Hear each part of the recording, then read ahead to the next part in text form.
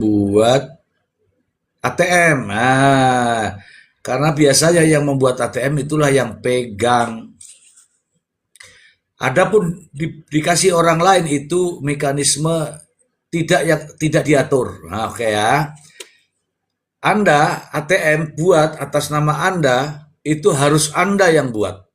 Kalaupun toh Anda kasih anak, kasih istri, kasih suami, kasih keluarga, kasih itu, saya tidak tahu. Saya tidak tahu. Logikanya kalau memang Ririn yang buat, kalau Ririn yang buat berarti Ririn yang pegang. Kalau Ririn yang buat, Ririn yang pegang. Meskipun atas nama orang, kalau Ririn yang buat loh ya. Kalau Ririn yang buat adalah Ririn yang pegang. Kalau Ririn yang pegang berarti Ririn yang ambil. Nah masalahnya sekarang itu perlu diuji lewat digital. Karena kalau ATM itu pasti lewat mesin ATM. Nomor ATM pun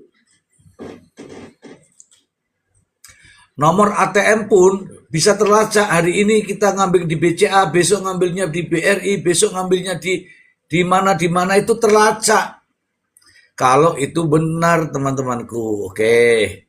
Mengenai ATM lagi, kata KDM tadi, kata KDM ya, dananya itu masih mengalir ke BRI. Apakah BRI membuat lagi ATM yang baru? Untuk siapa saya juga tidak tahu karena ini belum diusut ya teman-teman ya. Tapi benar tadi nih saya kasih kesimpulan sedikit. Siapa yang mengajukan untuk pembuatan ATM karena itu kan proses ya. Tidak bisa itu ATM dibikinkan orang itu nggak bisa. Izin, Kecuali kalau izin Mr. kecuali Z. nasabah ini. Ya silakan.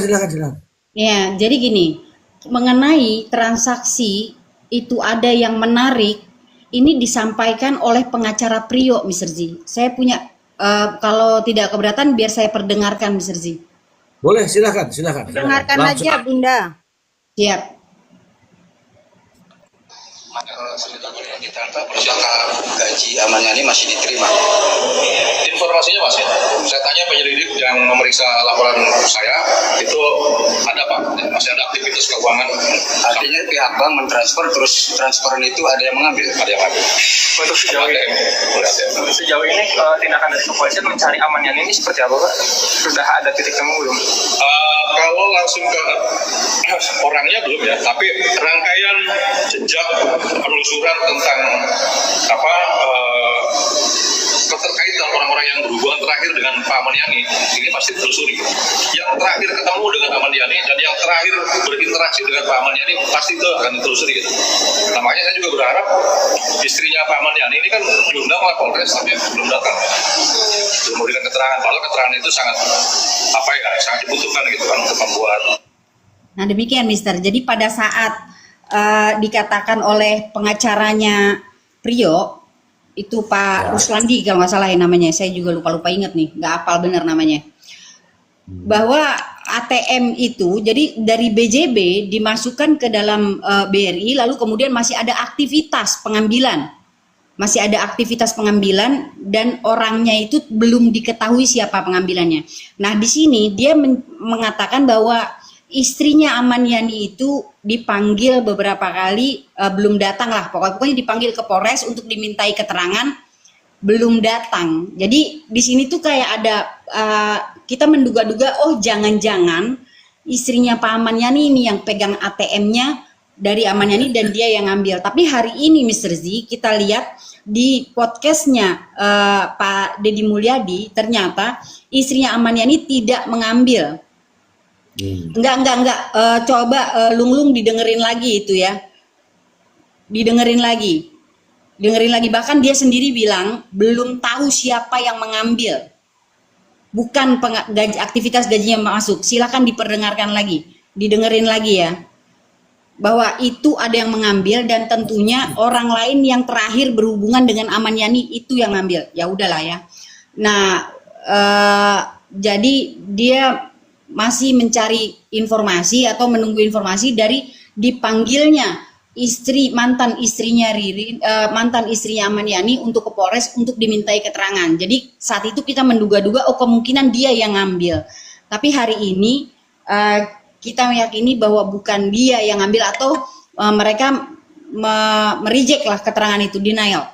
Dia bahkan meminta untuk dibuka CCTV-nya siapa yang mengambil. Nah, jadi ada pembicaraan soal pembukaan CCTV itu dan akan difasilitasi oleh KDM dan dimintalah anaknya itu melaporkan sebelum itu dibuka, Mister. Artinya memang benar-benar uang ini keluar, Mister. Oke. Kalau dari pembicaraan ini, Mister ya, uang ini benar-benar keluar. Demikian, Mister. Ya, oke, benar. Ada informasi tadi bahwa kalau memang KDM tadi ngomong, ya akan difasilitasi. Uang ini ada masuk ke situ dan ada keluar. Siapa kira-kira gerangan, begitu kan? Nah, istrinya mengatakan, saya tidak pernah sampai detik ini tidak pernah. Saya ingat sekali itu kata dia, saya itu suruh pernah masuk ke rekening saya, habis itu saya ditelepon suruh bawa ke Bandung. Sampai di Bandung nggak dikasih apa-apa, diambil semua sama dia. Begitu katanya. Begitu ya Nora ya? Sekali lagi nih saya sedikit lagi Mister ya. Ini untuk tadi Lung ya. Di sini ada captionnya. Kalau tadi perkataannya mungkin kurang jelas ya, kurang jelas didengarkan. Ini ada captionnya. Dikatakan seperti yang disampaikan oleh pengacara Ruslandi saat usai menghadiri sidang di Pengadilan Negeri Indramayu, dana pensiun bahwa aktivitas penarikan garis bawahi bahwa aktivitas penarikan dana pensiun masih dilakukan, namun dia tidak menyebut identitas pengambilan dana tersebut. Demikian Lung. Oke Lung, sudah jelas ya Lung, nggak usah lah diperdebatkan Lung, bukan juga uangmu. Iya saja, kenapa sih Lung? Ya, kenapa toh Lung, kamu kok malah tapping begitu Lung. Jadi begini Lung. Jadi gini, biarkanlah mereka itu intinya ada aktivitas uang pensiun. Uang pensiun itu nanti akan aduh Jessie datang lagi nih Jessie nih. Aduh pakai kolor lagi nih ini apa Jangan sih? Ahmad Yani itu Lung katanya itu ada yang komen. Oh, jangan juga begitu. Intinya beginilah. Biarkanlah itu menjadi tugas daripada pihak kepolisian. Yang jelas tadi sudah dibuka dan ibunya itu bukannya tidak mau datang. Ibunya itu datang kok dipanggil, hanya kan belum harinya. Misalnya nih, harap datang pada hari ini surat panggilan sekarang datang nih. Kan tidak langsung datang, dibaca dulu tuh surat panggilan. Datang kapan ya? Ternyata minggu depan. Nah, karena masih minggu depan dianggapnya itu surat panggilan datang, dia nggak datang. Padahal masih harinya itu minggu depan. Itu ceritanya begitu sih. Oke, tadi itu sudah diceritakan semuanya oleh ibunya. Ibunya menceritakan bahwa selama ditinggalkan sama ayahnya itu, sejak pertama kali ditinggalkan itu nggak pernah dinafkahin. Kemudian karena masih di Bandung yang kaitannya dengan pensiun itu, uang apa sih yang cair? Aku tuh kok lupa ingat. Uang apa sih yang cair teman-teman? Uang asuransi ya, 400 juta gitu. Asuransi kayaknya. Kalau uang itu cair, itu datangnya itu masuknya memang ke rekening istri. Begitu masuk ke rekeningnya istri, disuruh cairkan semua itu, disuruh bawa ke Bandung, sampai pulang nggak dikasih, gitu. Ya, gaji 13, THR, dan sebagainya mungkin masih masuk di dana pensiun itu. Oke, kita berhenti dulu mengenai dana pensiun, biarkan dulu anak dan mantan istrinya ini laporan dulu ya. Kalau sudah laporan nanti, barulah apa yang terjadi, baru kita tahu nih, ya. Kita tidak tahu nih apa yang terjadi, ya enggak? Benar. Kita mau berdebat mengenai rekening, kita nggak tahu. Silakan Abah. Ya, jadi tadi kan sudah saya menyampaikan, tinggal sepertinya pihak kepolisian sedang melakukan penyelidikan seputar itu. Mungkin pihak berwajib menunggu LP dari anaknya Pak Aman Yani. Apakah yang melaporkan itu selaku anak atau mantan istri atau kedua-duanya ya. Ya mungkin nanti yang bisa menjelaskan secara gamblang nanti disampaikan mungkin sama Prof. Emran. Demikian Mr. G, terima kasih. Baik, baik. Ini juga ada pernyataan menarik tadi bahwa ibunya itu mengatakan setelah ada surat cerai, dia mau ganti status ya, mau ganti status di identitasnya. Kemudian ke kantor sipil atau kemana gitu. Nah, di kantor sipil itu dibilangin begini, dibilangin nggak jadi. Coba gimana tadi, Nora, gimana ceritanya tadi, Nora? Bukan nggak jadi Bu. Kemarin Pak Aman Yani dateng gitu, keceplosan untuk mengurus apa kartu keluarga sama KTP perubahan. Seperti itu. Ya, oke. Sudah dari sini sudah dapat nih. Tidak ada orang berani mau ngurus KTP-nya seseorang datang sendiri, kemudian ngurus KTP orang lain tuh untuk difoto itu nggak berani. Pasti ngurus diri sendiri. Nah, menurut Nora itu siapa yang datang itu Aman Yani atau bukan? Kalau kata si bapak itu. Pak Aman Yani karena kan IKTP Mr. G. Jadi kan nggak bisa kalau bukan orang yang bersangkutan. Kalaupun dipalsukan, itu kan nanti yang keluar di komputer itu kan bukan dia kan gitu. Iya. Kayak gitulah intinya. Jadi kita janganlah mau dibodohin dengan narasi ABC ABCD. Nah ini anaknya ini memberi keterangan ini berdasarkan dia disertai dengan data juga, tidak hanya cuap-cuap, tidak. Karena anaknya juga udah mengerti hukum karena dia sekolah hukum. Jadi tolong bersabarlah pemirsa. Iya, benar. Mohon izin, Mr. G, mohon izin sedikit. Silakan.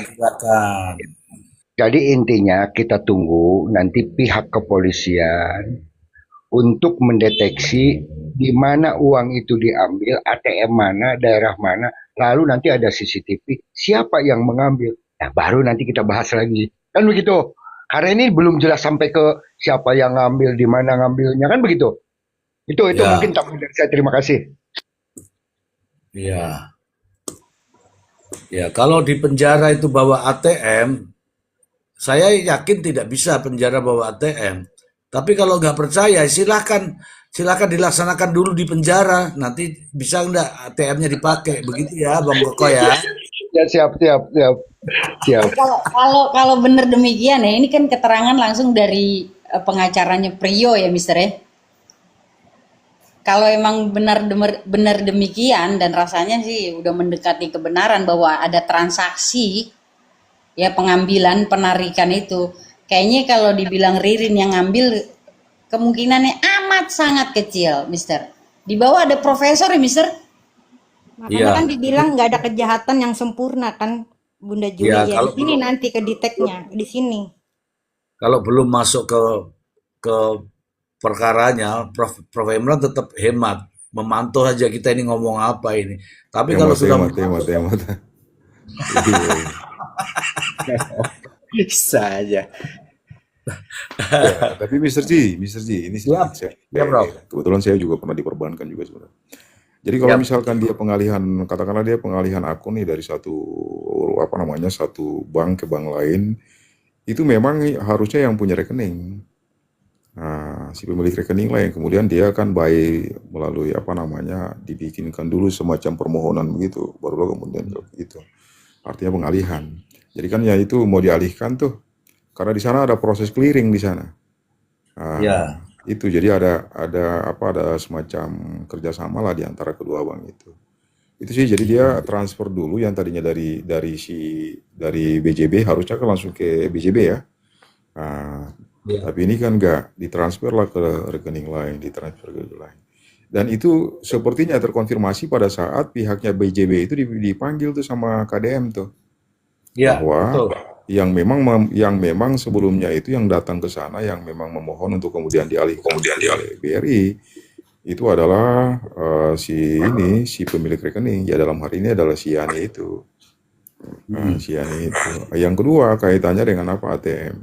ATM pun sebenarnya sama. Ketika kita mau bikin ATM kan kita harus ketemu dulu tuh sama adminnya ya. Ada berbagai macam pertanyaan yang kemudian harus kita jawab kan. Karena ATM itu sebenarnya dia melekat pada rekening itu. Jadi kalau memang itu dikuasakan, itu menurut menurut pengalaman saya itu nggak bisa. Nggak bisa, karena itu terlalu riskan gitu loh. Riskan. Jadi ya kuat dugaan saya bahwa memang yang bikin ATM itu adalah si Ahmad Yani. Bahwa sampai hari ini memang artinya kalau dibaca, katakanlah nih masih ada lalu lintas transaksi yang masih dibaca. Sebenarnya kan gampang ya. Gampang. Tinggal nanti diaudit tuh, kapan terakhir diambil. Nanti kan dilihat tuh, oh diambil tuh terakhir sekian. Di mana nih kira-kira unit mana? Kan begitu kan? Oh berarti diambilnya tuh di unit ini. Unit itu adanya di mana? Di alamat sini. Tinggal dibuka ya CCTV-nya kan? Jam sekian, apa dan sebagainya kan siapa yang ada di situ kira-kira. Secara visual kan bisa dilihat tuh. Oh berarti jam sekian di sini, dia pengambilan terakhir tuh di sini. Kira-kira siapa yang ngambil? Itu sebenarnya, cuman kan itu harus berdasarkan permohonan juga, kalau enggak dalam kepentingan dilakukannya penyelidikan ya. Jadi harus ada sprint dulu dari penyidik untuk kemudian melakukan itu sebenarnya investigasi dia kan. Iya. Itu sih bisa sih. Oke, Prof. Jadi tadi Prof ada saran dari KDM. Begini sarannya, coba kamu kan ahli waris, maksudnya kan namanya juga bapak kan, anaknya itu dibilangin begitu, kamu ahli waris, coba lapor dulu ke polisi, nanti biar polisi nanti tindak lanjuti. Kalau sudah ditindaklanjuti kami bantu, KDM demikian ya, KDM mengatakan demikian, supaya diketahui siapa saja yang mengambil uang ini, karena di database-nya BJB sama BRI juga itu diambil. Nah, siapa yang ambil itulah yang kita mau tahu. Tapi tidak semerta-merta tiba-tiba polisi langsung selidiki tanpa ada laporan, karena laporan itu juga dasar untuk membuat surat perintah atau dasar untuk memohon kepada pihak bank. Begitu Prof tadi penyampaian dari KDM, Prof.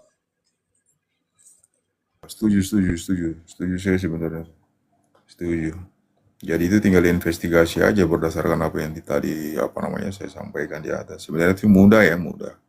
Tinggal di tracking aja kan, tinggal dibaca lalu lintas transaksinya itu terakhir kapan tuh rekening itu kemudian digunakan, di unit mana dan jam berapa. Nah, tinggal dimanfaatkan aja CCTV-nya kan. Itu sih sebenarnya. Cuman ini ya begitulah, harus ada hal-hal seperti begini, jadi kita harus biar ada diskusi di sini. Itu Mr. J. Ya, ini ada yang tapping di bawah. Aku bilang polisi tidak bisa semerta-merta. Karena dia harus ada surat perintah katanya kan. Saya tadi bilang begitu. Ada yang tapping, bisa Pak, sebab polisi itu penyidik. Tidak semua polisi penyidik. Tetap harus ada laporannya, tetap ada surat itunya, keterangannya, perintahnya. Polisi itu Polantas juga ada. Di bagian Samsat juga ada polisi itu. Ada dasarnya. Jadi untuk membuat surat perintah itu ada dasarnya, ya. Ketika ada dasarnya maka enak, berdasarkan permintaan dari keluarga, berdasarkan laporan nomor sekian, berdasarkan laporan polisi nomor sekian. Ngono loh. Ya. Ya, betul. Penyidik asal kata dari selidik, salah. Salah kamu, janganlah ngomong begitu sama saya, nggak bagus. Westor, menengo. Aku 32 tahun. Udah hatam. Tapi ya kayak begini tappingannya ya. Penyidik asal kata dari selidiki. Mr. G pensiunan guys, pensiunan itu guys. Itu yang jaluk tapping, disamboi. ya, yang tapping belum tahu Mr. G siapa kan gitu. Enggak, ini sebenarnya ngejek ngejek jelita Dita. Coba tak jelaskan tak. Aduh. Coba kamu naik ke atas ini, berani tapping, berani bicara, naiklah. Tunjukkan kejantananmu. Hah. Ayo tunjukkan kejantananmu, bahwa dirimu jantan.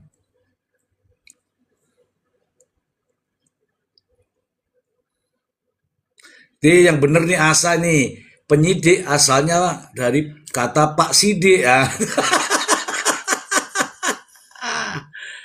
Aduh. Maaf, ini saya mau bertanya sama Prof. Emran. Ya, Prof. Emran masih monitor? Silakan. Ya. Nah, ini ada keterangan Priyo yang terbaru, kan begitu.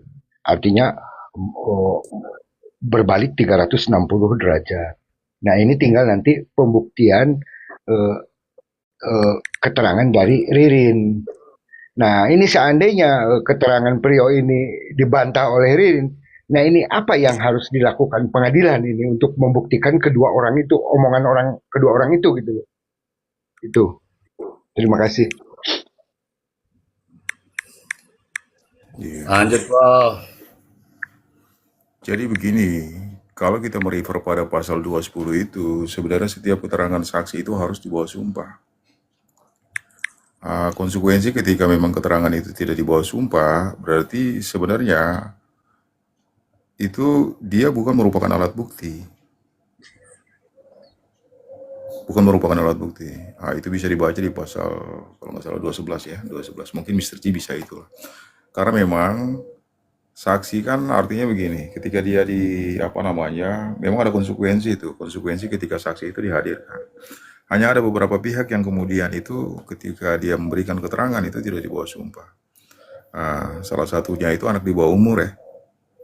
Anak di bawah umur itu memang ketika dia dimintakan keterangan, berarti dia nggak dibawa sumpah karena memang dia masih anak-anak. Jadi ada pengecualian.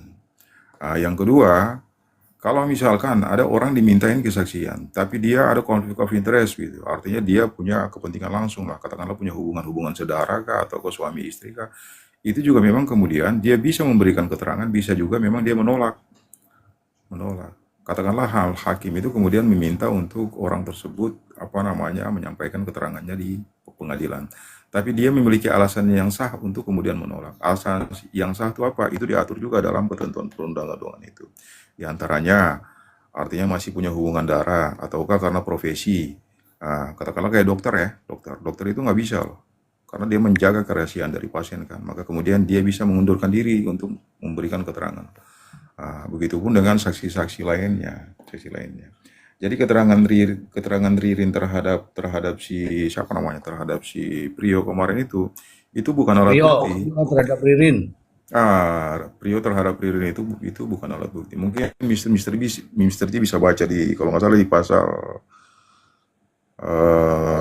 211 kalau nggak salah, 211 KUHP.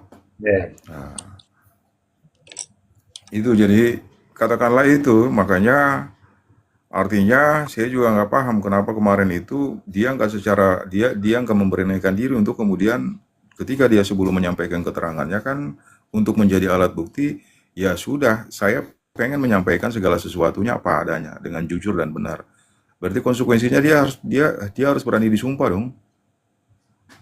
Nah, tapi ketika dia tidak berani disumpah, ya otomatis kan ada kita jadi bertanya-tanya ini kenapa kok dia nggak siap untuk kemudian disumpah.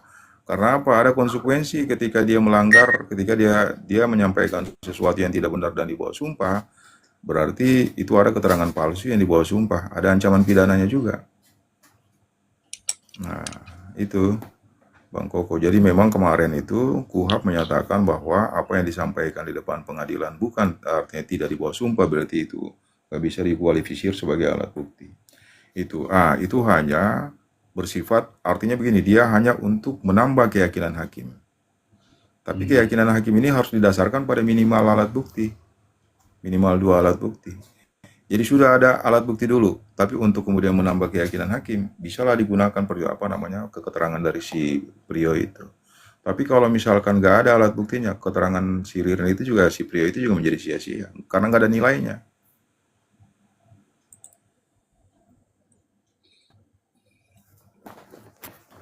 Itu Bang Koko, tinggal nanti besok kita lihat kan, apakah nanti ini kan dakwaannya di split ya. Konsekuensi dari dakwaannya di split ini kan muncul saksi mahkota ya. Nah, bagaimana nanti keterangannya si Ririn itu terhadap dakwaannya Priyo? Ya kan? Betul. Kita lihat sebenarnya. Ya. Itu. Izin Prof, ini asisten saya mau bicara Prof. Siap. Dalam hukum acara pidana Indonesia, terdapat perbedaan mendasar antara saksi dan terdakwa. Seorang saksi wajib disumpah atau janji sebelum memberikan keterangan sebagai syarat formil alat bukti, sedangkan terdakwa tidak boleh disumpah saat memberikan keterangan. Berikut adalah penjabaran kedudukan masing-masing. 1. Saksi wajib disumpah. Menurut saksi yang dihadirkan di persidangan wajib mengucapkan sumpah atau janji sesuai dengan agamanya agar keterangannya sah sebagai alat bukti. 1. Tujuan untuk menjamin kejujuran dan memberikan sanksi moral, hukum. 2. Pengecualian saksi yang tidak disumpah, namun tetap didengar keterangannya meliputi anak di bawah umur, belum 14 atau 15 tahun, dan penyandang disabilitas mental tertentu. Dan 3. Dampak, jika saksi yang seharusnya disumpah menolak atau tidak disumpah, maka keterangannya tidak sah sebagai alat bukti, namun hanya dapat digunakan untuk menguatkan keyakinan hakim. 2. Terdakwa tidak disumpah. Sesuai dengan ketentuan perundang-undangan, seperti Kitab Undang-Undang Hukum Acara Pidana, terdakwa tidak disumpah saat memberikan keterangan di muka persidangan.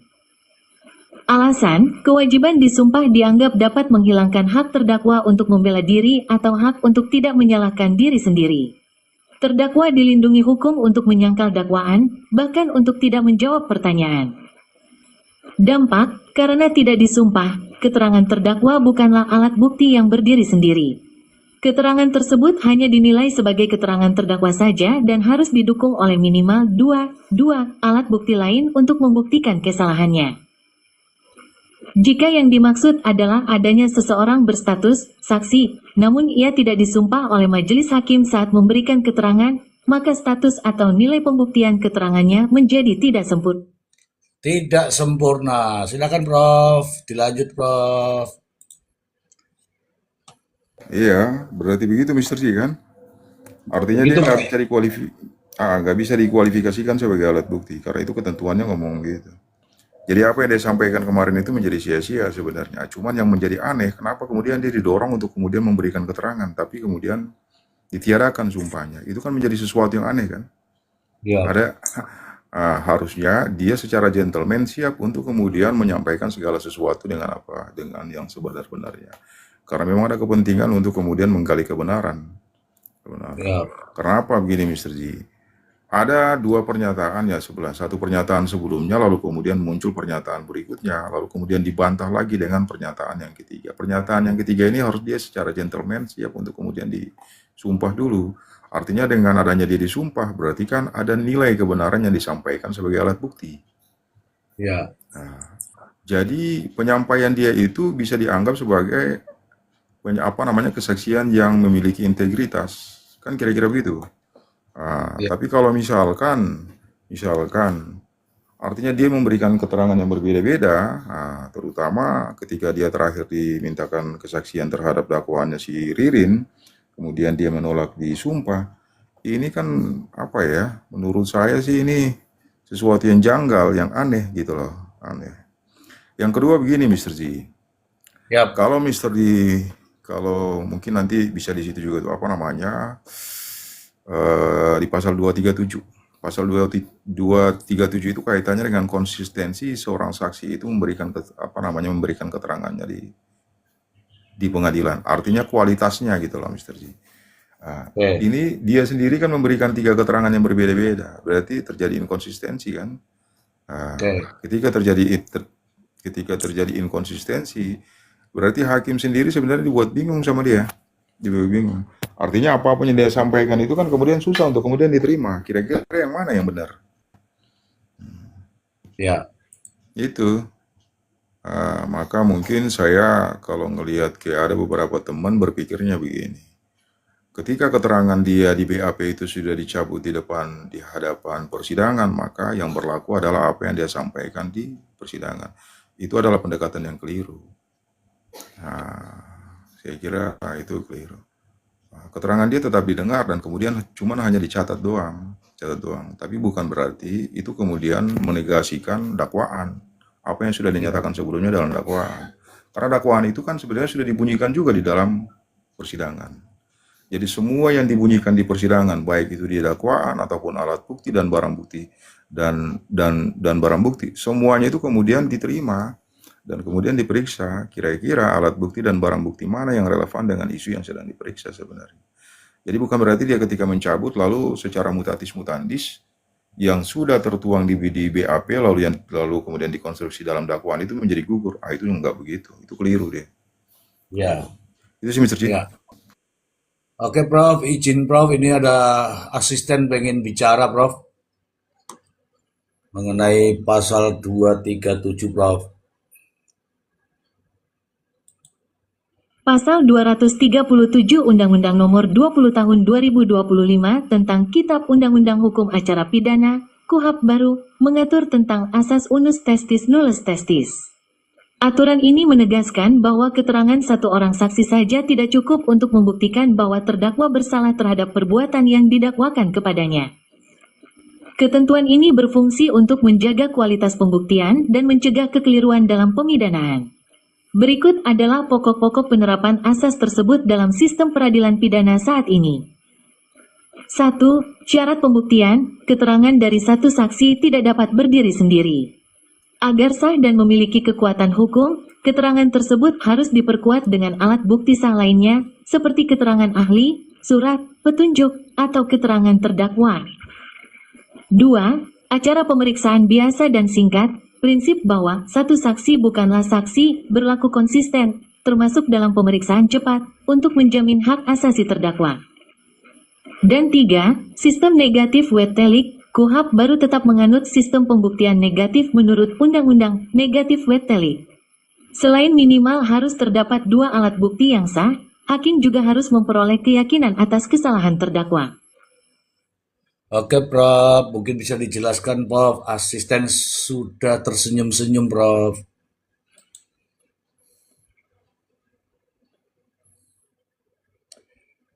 Satu saksi bukan saksi. Pasal 237 KUHP. Silakan Prof.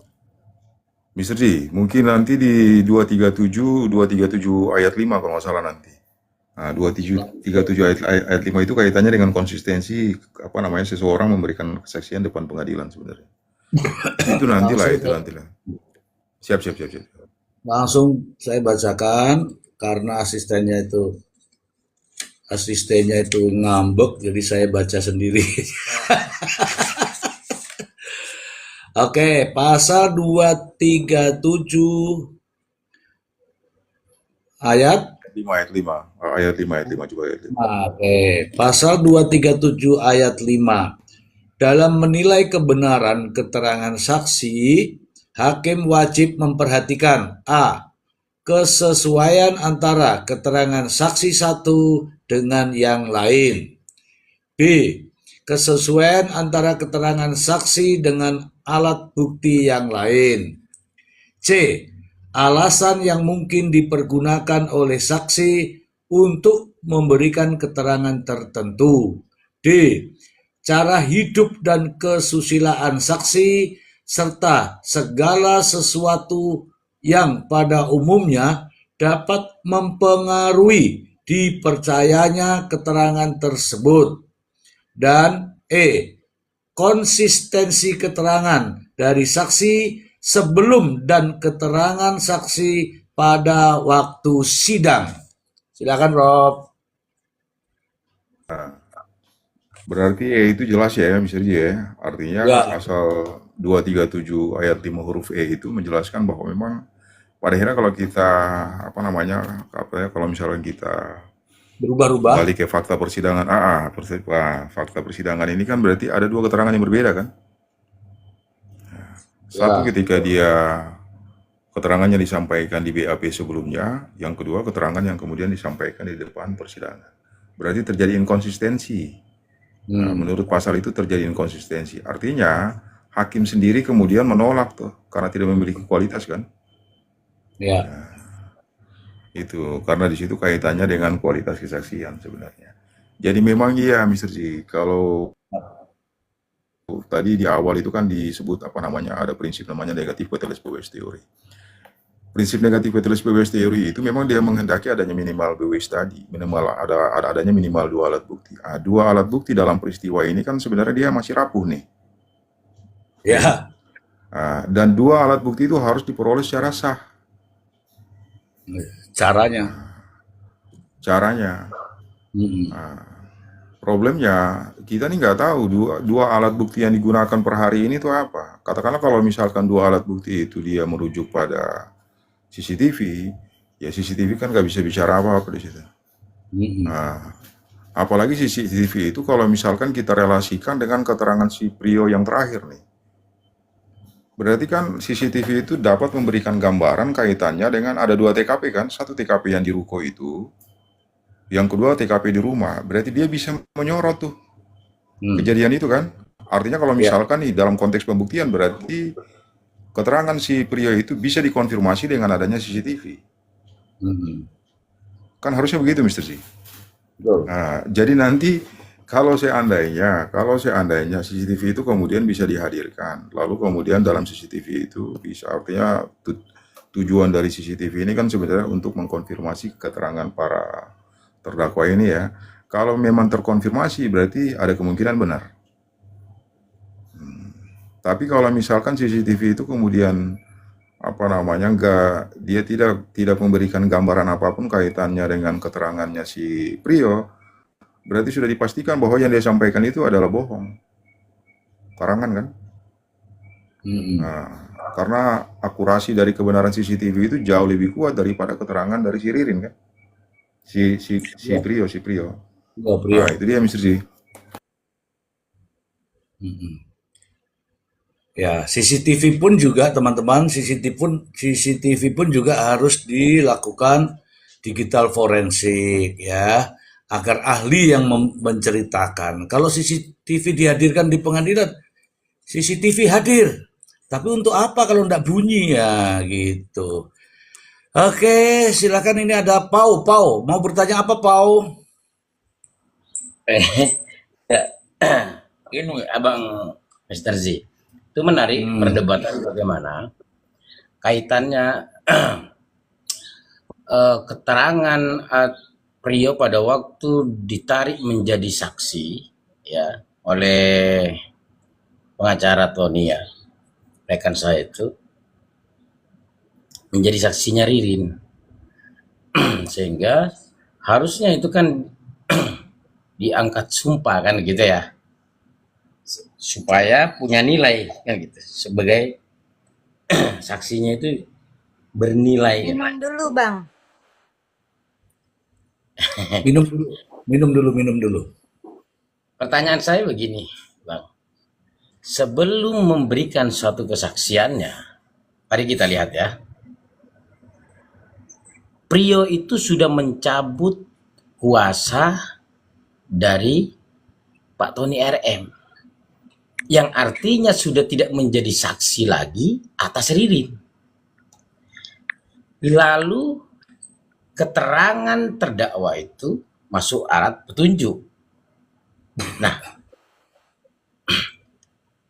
di dalam pengadilan, proses beracara itu semua ditentukan dan akan dinilai oleh hakim. Contoh, seandainya pada waktu pencabutan itu, karena di awalnya ditampilkan sebagai saksi, hakim tidak menghendaki atas keterangannya, ya akan dikeluarkan tuh. Pertanyaan saya, kenapa tidak dikeluarkan? Satu ya. Sehingga gugurnya kesaksian Prio itu ya berhubungan langsung dengan pencabutan yang dilakukan itu, sehingga tidak perlu diangkat sumpah. Jadi bagaimana keterangan pada waktu kemarin itu? Ya berarti keterangan sebagai dari terdakwa, sebagai petunjuk, dan itu akan dinilai oleh hakim. Semua apa yang menjadi pembuktian di dalam persidangan itu menjadi penilaian oleh hakim. Ada dua penilaian hakim itu sumbernya. Satu berdasarkan penilaian logis atau tidak keterangan itu, kan gitu ya. Yang kedua, ada hubungan kausalitas tidak, sebab akibat tidak. Kalau dilihat dari keterangannya Ririn, ya logis. Dengan keterangan perubahan itu dihubungkan dengan bukti yang ada di TKP, ya, atau alat bukti berupa keterangan jari. Keterangan Prio. Keterangan Prio itu dihubungkan dengan sidik jari dan CCTV, rasa-rasanya pasti punya nilai itu. Sekali lagi, Ririn itu sudah tidak jadi saksi pada waktu itu secara otomatis, karena dia sudah mencabut duluan. Jadi tidak perlu diangkat lagi sumpah atau dibawa sumpah sebagai saksi mahkota. Jadi keterangannya itu sebagai terdakwa. So simple itu cara berpikirnya gitu. Mohon izin rekan-rekan. Itu pandangan saya lah ya. Oke lah, itu pandangan ya. Mungkin teman-teman, Abah mau bertanya, Bah, ini ada Bang Maksi nih. Kalau sudah ada Bang Maksi nih, saya takut saya nih kalau ada Bang Maksi nih. Malam Bang Maksi. Siap, Assalamualaikum, Prof. Nah, Bang Maksi, lanjut dulu biar Bang Maksi dulu. Mr. Ji. Mbak Warung dan Mbak Naura, juga Bang Pau. Malam Bang. Selamat malam semuanya, Assalamualaikum. Lanjut dulu, Prof. Lanjut dulu, Prof. Prof lagi. Mr. Ji, saya kalau Prof sudah masuk, saya salah sebut tuh, Mr. Ji. Tidak, saya mau bertanya sama Bang Maksi, dari mana baru jam segini baru masuk? Dari mana coba? Tadi kan saya mau masuk sama Mas tadi penuh tadi ruangannya, nggak mungkin saya congkel salah satu, Mr. Ji. Jadi terpaksa saya kesimpan dulu gitu. Lanjut. Oke. Abah, silakan Abah. Mungkin Abah mau bernarasi dulu, Abah. Abah. Sementara nyimak dulu ya. Yang lain dulu. Ya, nah ini Mr. Ji menarik ini. Saya mau bertanya, boleh izin bertanya? Sama siapa? Sama Prof. Emran boleh? Ya, sama langsung. Nah ini yang menarik, saksi atau terdakwa harus disumpah. Nah ini pernah tidak ada kejadian yang dua-duanya disumpah, lalu salah satunya ada yang berbohong. Nah ini biar masyarakat tahu ini ternyata sumpah itu ada karena orang saking takutnya atau orang karena membela atau seperti apa, kan begitu. Nah ini ada tidak ini orang yang disumpah ternyata keterangannya palsu gitu. Itu aja mungkin saya bertanya seperti itu. Wah, silakan Prof. Oke. Jadi begini, ini kan dia dakwaannya di splitting ya. Splitting. Konsekuensi dari dakwaan, karena dia di splitting, jadi memang itu ada kepentingan tuntutan lah. Jadi sebenarnya tujuannya untuk mempermudah pemeriksaan di pengadilan. Yang kedua begini, yang paling mudah kaitannya dengan pertanyaannya Bang Koko tadi itu bisa kita lihat pada case-nya Sambo. Sambo itu semua dakwaan itu di switching, semuanya di switching. Konsekuensinya hanya satu kesaksian, cuman satu kesaksian yang kemudian dia inline dengan dakwaan, yaitu adalah kesaksian dari Eliezer. Karena konsekuensi dari GC sebelumnya kan, maka konsekuensi dari GC itu dia harus mendukung adanya dakwaan. Sisanya itu semua berbohong. Evenly mereka di bawah sumpah sekalipun, katakanlah mereka di bawah sumpah sekalipun, karena ada kepentingan untuk apa? Kepentingan untuk melakukan self defense tadi, kepentingan untuk melakukan pembelaan diri. Jadi, kalaupun dia di saat dia diperiksa, artinya dia diminta keterangannya sebagai saksi atas dakwaannya si Prio lah, atau si Ririn lah ya, katakanlah ya, salah satunya ya. Tetap saja dia akan memberikan keterangan itu yang kemudian menguatkan dia. Artinya karena ini kan dia perkaranya sama, cuman dakwaannya doang nih yang berbeda nih. Jadi karena dakwaannya berbeda, konsekuensinya itu konstruksi dari dakwaan itu dia sama semua tuh. Kita baca dakwaannya si A, terus kita lihat lagi dakwaannya si B, itu sebenarnya sama. Dakwaannya sama karena peristiwanya sama. Itu sebenarnya, makanya kalau ditanya kaitannya dengan kira-kira para terdakwa yang kemudian dihadirkan juga sebagai saksi mahkota itu kira-kira mereka ada nggak berbohong? Itu banyak. Sambo itu kan berbohong sebenarnya. Berbohong. Kalau kita gunakan putusan yang sudah berkekuatan tetap ya, berarti keterangan-keterangan dia itu kan sebenarnya bohong. Sama pun dengan si Ricky Rizal ataupun yang lainnya yang Kuat Ma'ruf ya, dan yang lain-lain. Karena apa? Karena pada akhirnya hakim kemudian menyatakan para terdakwa itu terbukti secara sah dan meyakinkan bersalah. Artinya ketika hakim sudah sampai pada amar putusan seperti itu, berarti keterangan kesaksian yang diberikan oleh yang lain itu semuanya itu adalah palsu, keterangan bohong. Cuman karena begini, konsekuensi terhadap sumpah itu memang nggak bisa diterapkan lagi pada case ini. Kenapa? Karena mereka itu sudah didakwakan dengan pasal 340 yang ancaman hukumannya itu hukuman mati.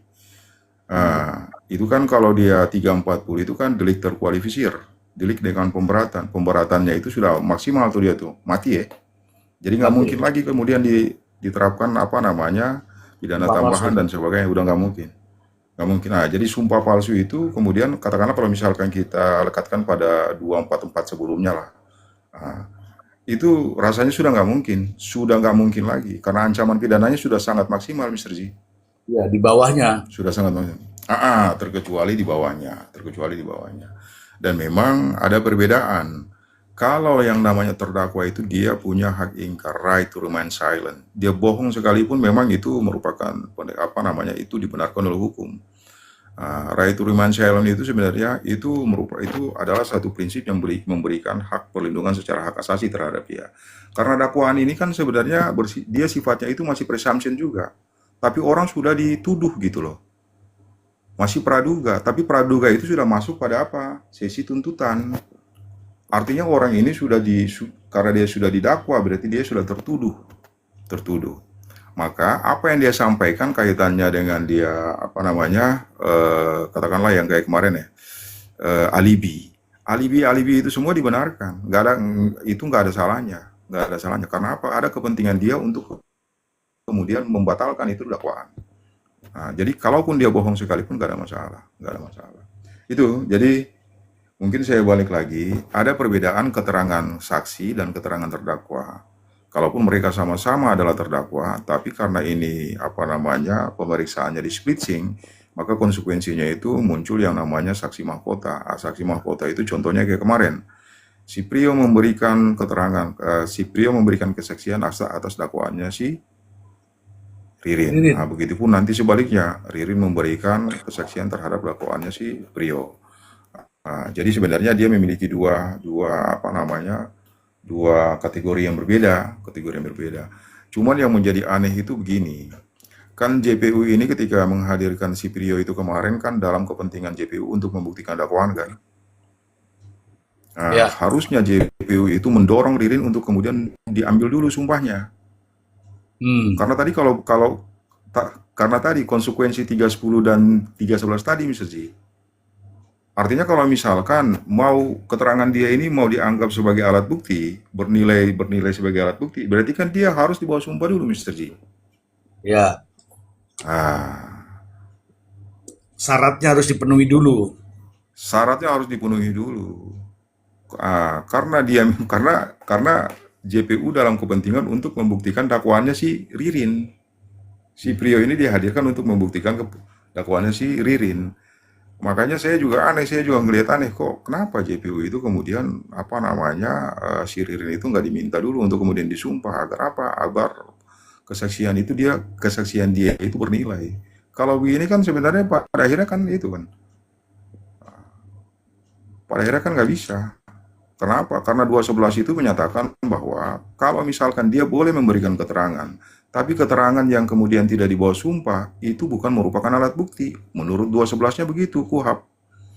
Hanya Iya. untuk menambah keyakinan hakim. Sementara keyakinan hakim ini dia muncul berdasarkan pada minimal 2 alat bukti, minimum beweis.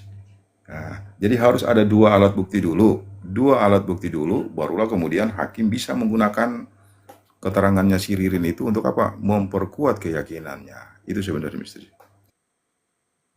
Oke, udah clear ya teman-teman ya. Jadi kemarin memang si Prio pada saat memberikan keterangan sebagai saksi atas terdakwa Ririn itu tidak disumpah. Karena tidak disumpah maka keterangannya bukanlah sebagai alat bukti, tetapi tetap saja didengar oleh hakim ya mungkin sebagai petunjuk. Demikian kawan-kawan Wong Koko. Terima kasih. Waduh, nambah ilmu ini di sini. Terima kasih, Mr. Ji. Kan Bapak saya Indra. bilang, makanya tiap malam tuh di sini minum kopi. Siap, siap. Oke, oke. Ya, ini Prof, saya ingin memperdengarkan ini Prof, boleh Prof? Ini kaitannya saksi mahkota tidak disumpah, boleh Prof? Boleh misteri.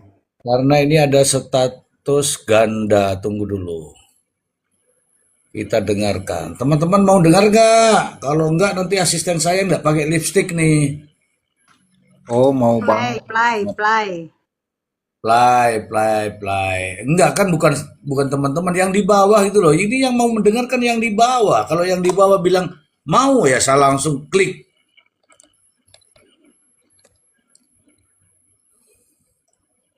Tapi guys, Terdakwa yang berstatus sebagai saksi mahkota tidak disumpah saat memberikan keterangan di persidangan. Hal ini sesuai dengan sistem hukum acara pidana di Indonesia yang tidak membebankan kewajiban sumpah kepada seorang terdakwa. Penjelasan mengenai status dan mekanisme saksi mahkota meliputi 1. Status ganda, saksi mahkota adalah istilah untuk tersangka atau terdakwa yang memberikan kesaksian untuk terdakwa lain dalam tindak pidana yang sama, penyertaan. Dalam praktiknya, posisinya dilematis karena ia berstatus sebagai saksi sekaligus pihak yang didakwa. 2. Larangan bersumpah, berdasarkan hukum yang berlaku, keterangan terdakwa tidak disumpah. Jika ia berposisi ganda sebagai saksi mahkota, keterangannya tetap tidak di bawah sumpah karena status utamanya tetaplah sebagai seorang terdakwa. Dan 3. Nilai pembuktian, karena tidak disumpah, keterangan saksi mahkota hanya dikategorikan sebagai keterangan terdakwa, bukan keterangan saksi sebagaimana dimaksud dalam undang-undang. Oleh karena itu, kesaksian tersebut memerlukan dukungan alat bukti lain agar sah dan memiliki kekuatan hukum penuh. Oke, terima kasih asisten. Silahkan pakai lipstick dulu. Silahkan Prof, itu asisten saya suruh mandi Prof. Oke. Mr. Ji mungkin bisa di 218 KUHP. Di situ juga dia 218 KUHP. Langsung 218 Prof. KUHP. Oke, langsung. Pasal 218 KUHP. Saksi tidak dapat didengar keterangannya dan dapat mengundurkan diri sebagai saksi kecuali ditentukan lain dalam undang-undang ini dalam hal A. mempunyai hubungan keluarga sedarah atau semenda dalam garis lurus ke atas atau ke bawah sampai derajat ketiga dari terdakwa. Contoh saya dengan Bang Maksi punya hubungan sedarah. B. Bersama-sama sebagai tersangka atau terdakwa walaupun perkaranya dipisah. Nah ini mungkin Prof. Ya, artinya C. begini Mr. G. Oke, Ya, silakan lanjut, Prof. lanjut. Artinya begini C. Mr. G. Yang mana nih yang mau saya ikut ini? Iya, Oke, Prof. artinya Prof. begini, itu kan ada, ya, itu ada pengecualian. Jadi artinya secara normatif memang diatur bahwa artinya kalaupun itu dia perkaranya sama, tetapi ketika dia di splitsing, berarti kan dia cuma punya pilihan tuh. Dia Ya, boleh mengajukan diri untuk kemudian memberikan keterangan, bisa juga mengundurkan diri. ya, Nah, mengundurkan diri itu karena apa? Karena tadi ada conflict of interest. Karena ada potensi ketika dia berikan keterangan itu bisa memberatkan terdakwa lainnya. Mr. G bisa lihat pada kasus ini nih. Bisa kita lihat kasus ini. Artinya begini, mestinya kalau dia pengen untuk kemudian kalau seandainya dia pengen konsisten, berarti kan dia mengundurkan diri sebagai saksi, Mr. G. iya. Karena perkaranya di splitting menurut ketentuan 218 tadi kan. Jadi ada pengecualian. Jadi saksi itu dia nggak boleh mundur. Terkecuali apa? Terkecuali ditentukan oleh undang-undang ini menurut tadi 218. Berarti apa? Pertama, jangan sampai ada hubungan darah di antara mereka, ya kan? Yang kedua, kalaupun perkaranya di splitting, berarti dia punya pilihan untuk kemudian mengundurkan diri. Oke. Karena dakwaan kan dipisah, kalaupun dalam perkara yang sama. Itu sih, Mr. G. Oke, Prof. Saya izin membacakan yang pasal 237 ini, Prof. Ayat 6, Prof. Izin. Keterangan saksi yang tidak disumpah, yang sesuai satu dengan yang lain, walaupun tidak merupakan alat bukti, dapat dipergunakan sebagai tambahan alat bukti jika keterangan tersebut sesuai dengan keterangan dari saksi yang disumpah. Ini Prof. Silakan diterjemahkan ini Prof.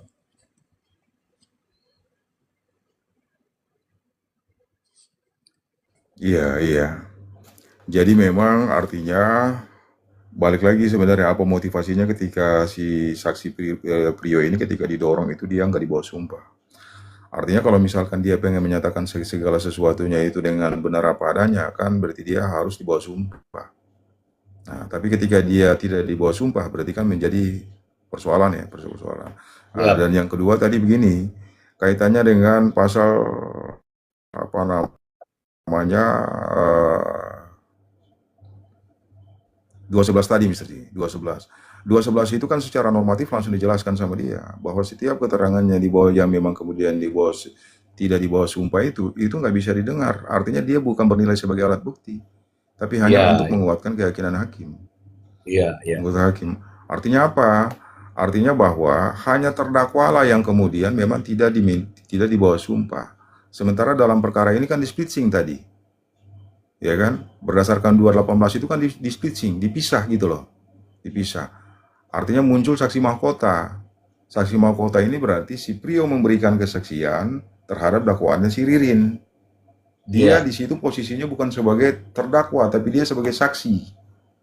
Posisi dia kan sebagai saksi.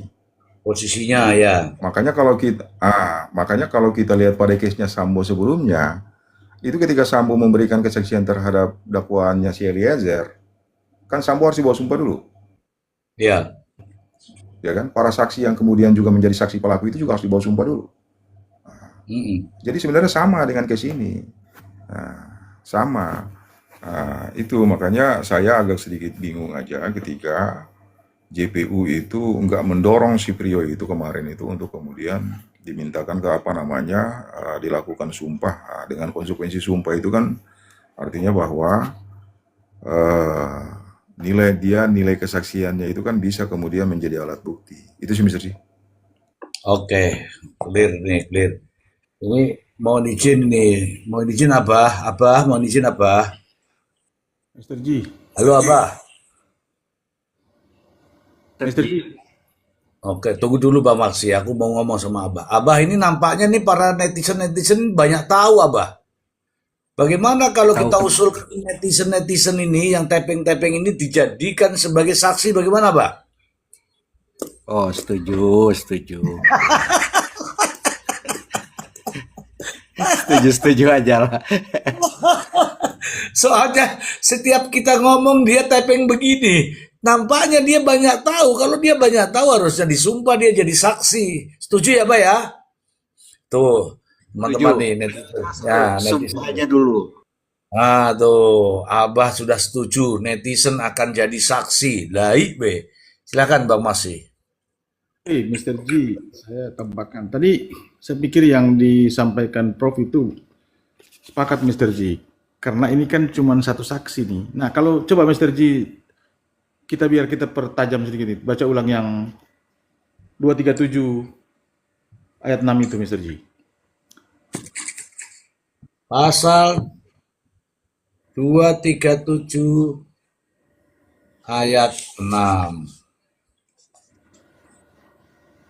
Keterangan saksi yang tidak disumpah yang sesuai satu dengan yang lain walaupun tidak merupakan alat bukti dapat dipergunakan sebagai tambahan alat bukti jika keterangan tersebut sesuai dengan keterangan dari saksi yang disumpah. Nah, jika walaupun Mr. Ji, kan di situ jelas ya frasanya ya. Walaupun tidak merupakan alat bukti, jika keterangan tersebut sesuai dengan keterangan saksi yang lain yang disumpah, maka itu bisa ditambah alat bukti. Itu kalimatnya jelas. Ya. Kalau ada keterangan lain yang disumpah, saksi lain berarti. Ya. Bisa jadi bukti alat bukti tambahan dia. Tapi ini kan saksi lain orang ono Mr. Ji. Tunggu dulu, jangan bilang orang ono, itu netizen di bawah yang tapping itu kan sudah tahu semua, jadi kita sumpah juga kan? Oke. Lanjut. Boleh. Boleh kan kalau netizen mau jadi saksian, boleh kan? Biar ini untuk menutupi yang keterangan satu saksi bukan saksi gitu Mr. Ji. Ya. Oke, terima kasih Bang Maksi. Memang Bang Maksi itu keren. Bang Maksi jadi host dulu ya. Siapa tadi? Jelita, kamu jadi host dulu, Jelita. Ngono gitu, angger dijak ngomong. Jadi host. Ya, kamu Naura yang jadi host ya. Ini maksudnya nampung teman-teman. Aku mau kamar mandi dulu, ini juga masalah ini kalau nggak ke kamar mandi nih.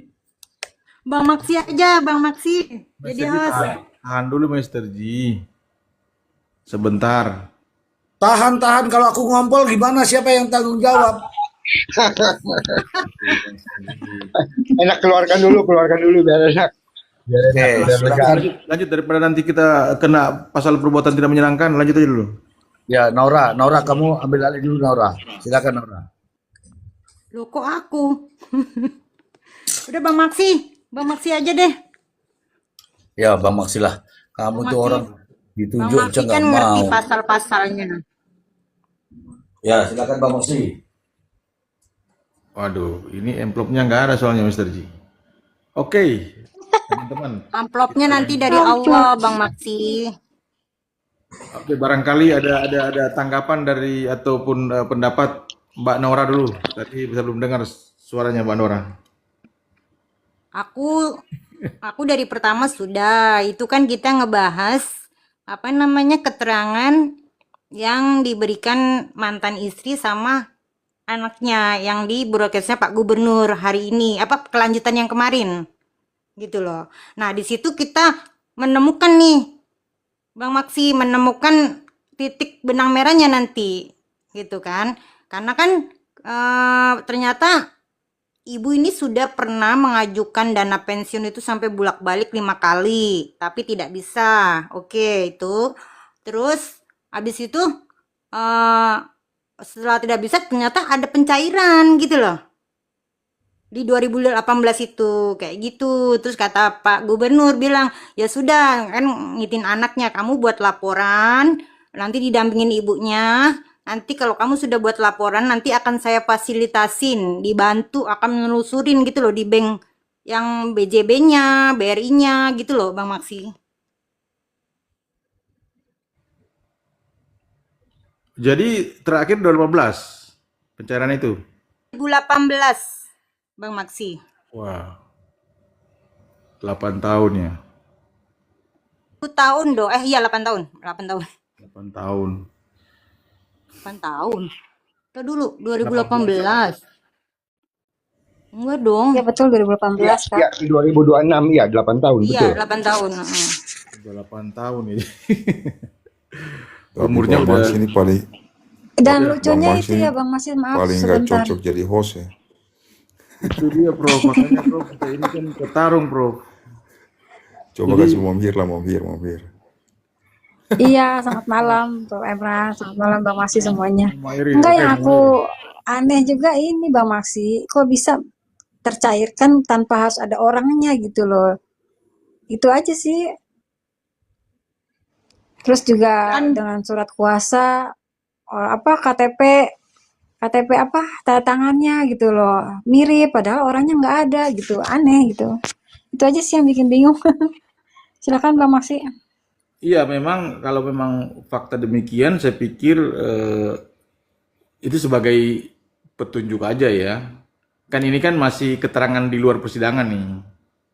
Jadi otomatis yang digunakan yang di dalam persidangan itu yang sering kita ulang-ulang kan. Jadi betul. ya kalau kelihatan dari keterangan dari pengacara siapa, Kolit ya atau apa? Kan Iya, benar-benar yang ditunjuk apa untuk mencairkan itu loh. Kolip apa siapa gitu loh. Iya, Khotib, itu khotib, khotib. Kotip. Ya, Kotip. Makanya saya juga heran kok waktu itu Kotip tanda tangan terpisah. Maksudnya dia surat kuasa kan? Pak Kotip tanda tangan, kemudian dikasih Iya. ke Ririn, gitu ceritanya kan? Kemudian Ririn kasih ke Amaniani, ya kan? Lalu balik lagi Iya. kuasanya. Jadi tidak melihat, tanpa melihat justru orang yang harus tanda tangan itu kan Amaniani. Jadi dia mempercayakan penuh terhadap Ririn. Memang begini, teman-teman ya, terutama ibu-ibu biasanya lebih detail soal ini. Kalau di luar persidangan ini, Prof, jadi agak pusing, Prof, ya kan? Soalnya cerita-cerita. Nah, kalaulah benar memang Ririn memainkan skenario itu, memang kalau kita lihat ini asumsi ya. Kalau benar memang Ririn bisa memainkan peran itu, bahkan data-data dari Amaniani kemudian bisa dimainkan seolah-olah itu Amaniani, ya ada persamaan memang ketika kita lihat pada saat di hotel ya. Di hotel. Maaf Bang Maksi, saya potong.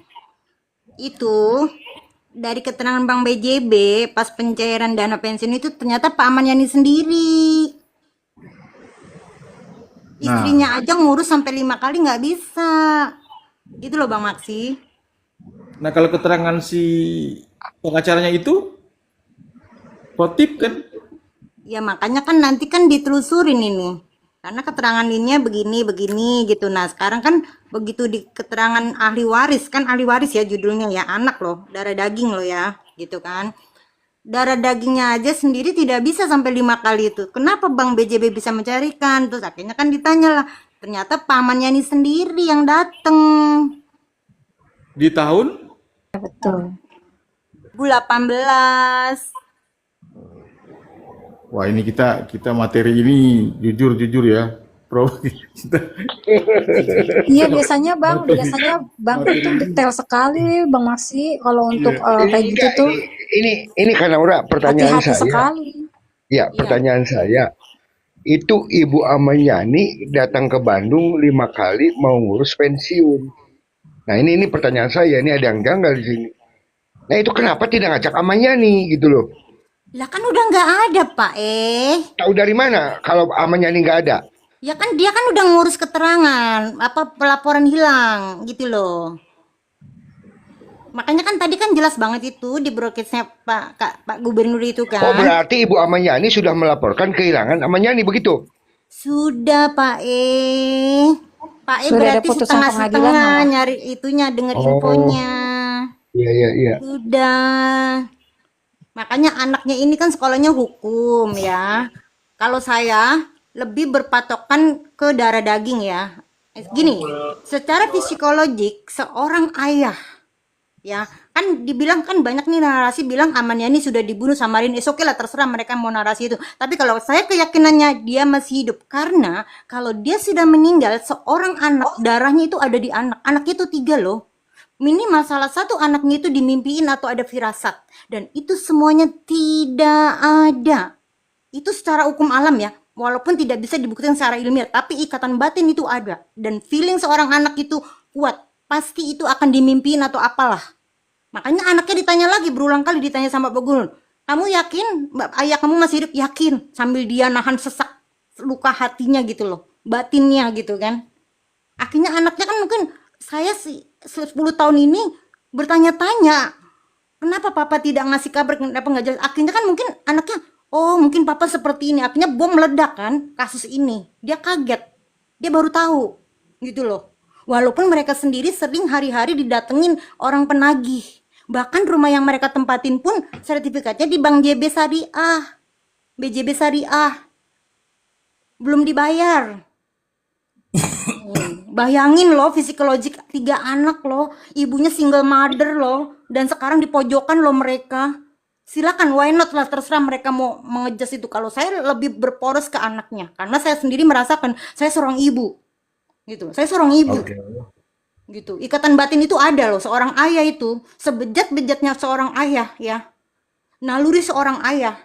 Ikatan batin itu ada. Kalau ayahnya sudah meninggal, itu pasti anaknya, salah satu anaknya dimimpiin atau ada firasat. Itu hukum alam.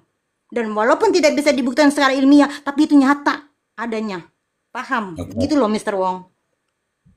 Oke. Ini kalau wanita sudah berbicara seperti ini, dengarkan, karena itu suara wanita, termasuk Anda nih para wanita, itu namanya batin. Oke, begini, Prof, mohon izin, saya mendengarkan, ini kita kembali ke persidangan ya, Prof. Saya mendengarkan kesaksian Priyo ketika memberikan kesaksian di depan hakim, nampaknya begitu lancar, Prof. Lancar, kemudian bisa memperagakan, kemudian nampak sekali begitu dia banyak melihat